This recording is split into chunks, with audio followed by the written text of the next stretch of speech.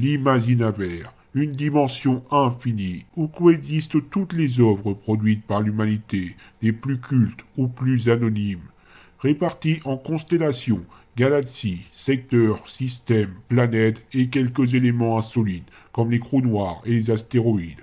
Dans une zone obscure de la constellation japonaise, il y a une galaxie qu'on a appelée la galaxie As, composée de toutes les licences animées et majoritairement japonaises, traitant de l'activité la plus vieille de l'humanité.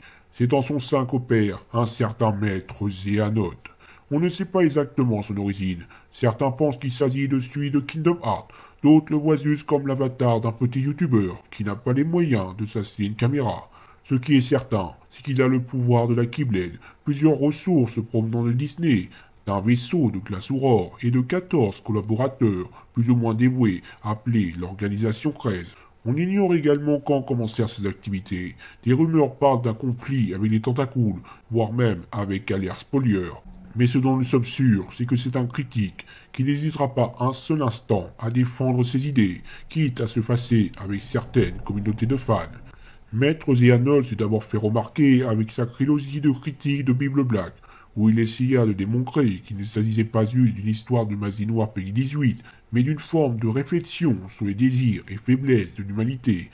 Deux de ses assistants, Ansem et Zelmas, atterrirent ensuite dans les enfers, d'où ils sortirent grâce à l'aide du professeur Igor Vandelkas, un savant fou nazi dont l'objectif est la conquête du monde, un objectif relativement vague dans l'Imaginavert.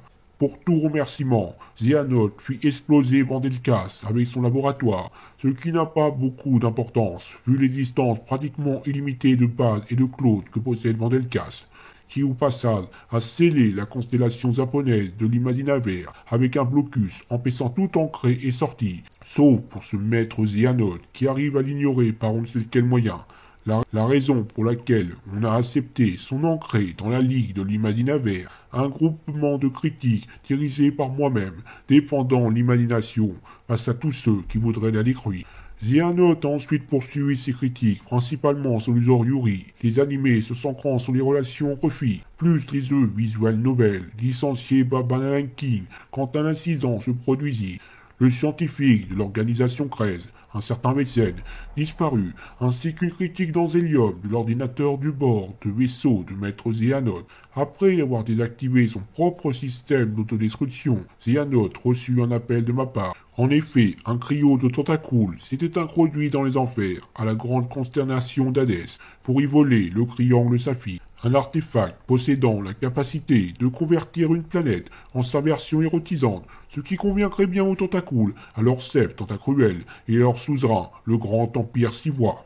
Ils avaient prévu d'utiliser ce triangle saphique sur la planète clé du système Magical Girl, la planète Mao Zozo Elena, pour convertir d'un coup l'ensemble du secteur.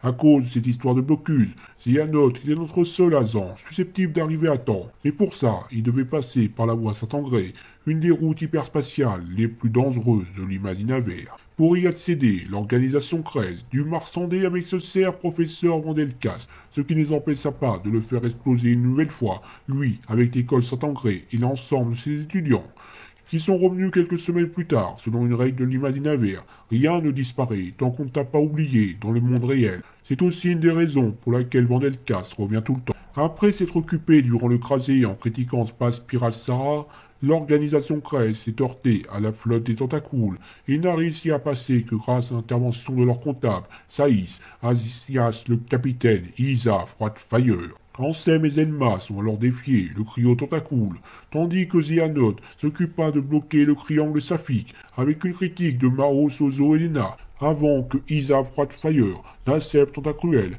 après un combat spatial puis terrestre. L'Organisation 13 fêta alors sa victoire en critiquant Zenmunkan, le manoir des fantasmes, l'animé as préféré de Maître Xehanort. Mais dans l'ombre, Granolac, seigneur du grand empire sivois, n'attendait qu'une occasion de vencer ses vassaux, et que des disparitions de femmes sont signalées sur différentes planètes, quelque chose sur lequel je vais devoir me penser très bientôt.